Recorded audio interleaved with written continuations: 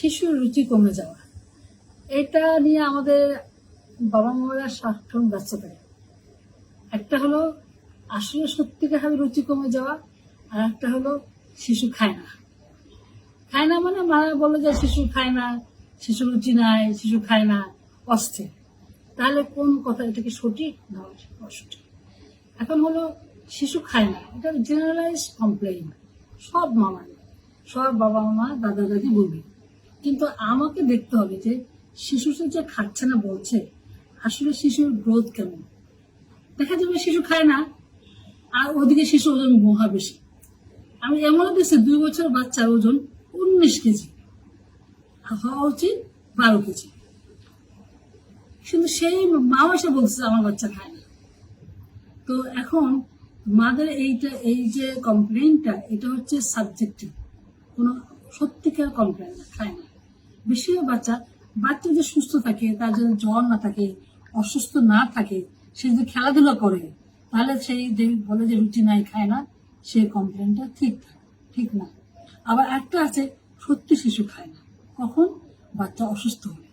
তখন কিন্তু সত্যিকার বাচ্চার জ্বর হলে খাবে না, পাতলা পায়খানা হলে খাবে না, যে কোনো অসুস্থ হলে। বড়রা যখন খেতে চায় না, রুচি নষ্ট হয়ে যায়, বাচ্চাদের তখন কিন্তু খেয়াল রাখতে হবে। তখন যেই কারণে তার সে অসুস্থতা, সেই কারণটা চিকিৎসা করাতে হবে, এবং সেই সঠিক চিকিৎসা করে তখন তার খাওয়াটা দেখতে হবে। তাকে বারবার ঘন ঘন করে অল্প অল্প করে খাওয়াতে হবে, যেহেতু শিশু বেশি খেতে চায় না। খাওয়াটা পুষ্টিকর হতে হবে, খাওয়ার মধ্যে প্রোটিন, ভিটামিন এগুলো থাকতে হবে। তো আমার সময় শিশু খায় না, বাবা মা জোর করে খাওয়ায়, ওটা অত্যন্ত নিন্দনীয়। মানে মার মনে হচ্ছে এগুলো শিশুকে খেতে হবে, কিন্তু শিশুর শরীরে দরকার নাই, এরকম কিন্তু প্রায়ই আমাদের বাবা মা বুঝতে পারে না।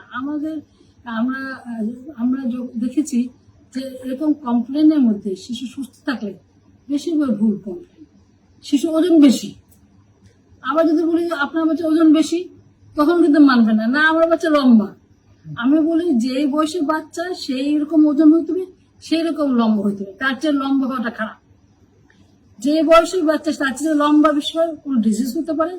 লম্বা বেশি হয় যেটা ওবেসিটি, ওজন বেশি হয়, লম্বা ওজন বেশি হয়। ওবেস হলে কি হবে? ওবেস হলে বাচ্চার বড় হলেই কিছুদিন পরেই ডায়াবেটিস আর ব্লাড প্রেশার বাড়বে, বাচ্চার হার্ট অ্যাটাকে বাড়বে। সুতরাং আমাদের বাচ্চাকে দেখতে হবে আসলে তার খাবার কতটুকু প্রয়োজন, কতটুকু খাচ্ছে, সে সুস্থ আছে কিনা, সে খেলাধুলা করছে কিনা, সে লেখাপড়া করছে কিনা, ওজন ঠিক আছে। এইটা 4টা পয়েন্ট যদি ঠিক থাকে, সেখানে খাওয়া নিয়ে কোনো কমপ্লেন করা উচিত না, এবং রুচি নিয়েও কোনো কমপ্লেন করা উচিত না। আর সত্যিকার রুচি অসুস্থভাবে নষ্ট হলে সেই অসুখের চিকিৎসা করতে হবে, এবং সেই অসুখের সেই ব্যবস্থাপনা, খাওয়ার ব্যবস্থাপনা দিতে হবে। ধন্যবাদ।